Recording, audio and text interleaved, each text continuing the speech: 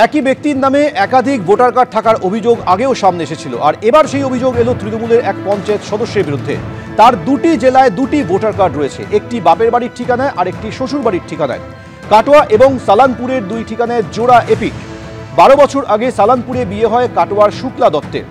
নাম কাটানোর জন্য বিএলওকে আগেই জানিয়েছিলাম, দাবি করছেন শুক্লা দত্ত। বিএলওর বিরুদ্ধে গাফিলতির অভিযোগে সরব হয়েছেন শুক্লা দত্তর বাবাও। পঞ্চায়েত সদস্যের জোড়া এপিক নিয়ে তদন্তের আশ্বাস দিয়েছেন মহকুমা শাসক।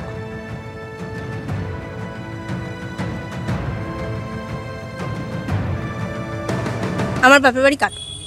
আপনি কি শুনলেন? যে আমি এখন শুনছি যে আমার ওখানের ভোটার কার্ডের মানে আমি আবেদনপত্র করেছিলাম যে আমার ভোটার লিস্টের নাম ভোটার কার্ডটা বন্ধ করে দেওয়ার জন্য আমি যেহেতু এখানে ভোটার কার্ড করব, তা আমি এখন শুনছি যে ওখানেও আমার নামটা রয়ে গেছে। আপনি ওখানে ভোট দিয়েছেন? না, আমি ওখানে ভোট দিইনি। মানে আমার ভোটার নাম বিয়ের আগে উঠেছিল, কিন্তু আমি ভোট দিইনি, আমার বিয়ে হয়ে গেছে।